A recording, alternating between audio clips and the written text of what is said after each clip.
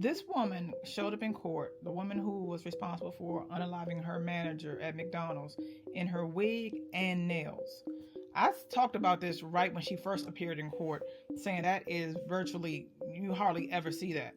And I believe that they allow that because there may be some mental health claims that they are probably about to unveil and probably get. Now, this is the people versus Afeni Muhammad, who's also known as Rising Phoenix. Already, some people are standing for her, listening to her music and all of that. I see her songs being used on TikTok, and I just want people to understand. Y'all have to remember what happened.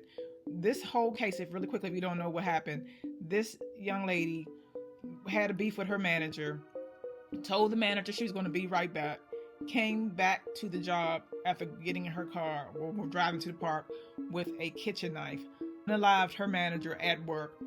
A person, a bystander, fired his gun in the air trying to stop it, was unsuccessful in doing that, but did apprehend her before the cops came. So that's what happened. And she had said all over the internet that she didn't like this woman, and then she proceeded to do something about it. So now, today, they were basically trying to figure out what was going on. You had the judge, the prosecutor, and what this case appeared to be more about is her mental health. The adjournment was requested. So the defense requested more time, partly to complete discovery, make sure they had enough evidence to evaluate her mental health. And then it was they wanted a competency and culpability evaluation. So that's when they asked the court for two things: competency, to see whether or not she's mentally fit and able to stand trial, and culpability, whether she was legally responsible for her actions at the time of the alleged crime.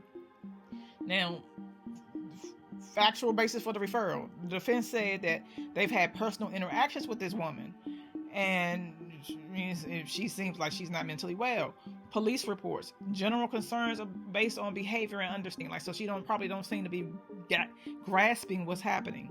So the timeline for this is they're going to take 4 to 6 weeks for the forensic evaluation, but they're going to come back on September 3rd to reconvene and look at the findings.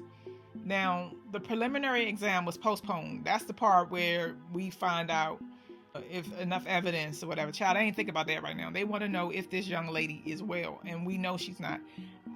I already know she has mental illness. People don't always want to hear that because they think people are going to come home.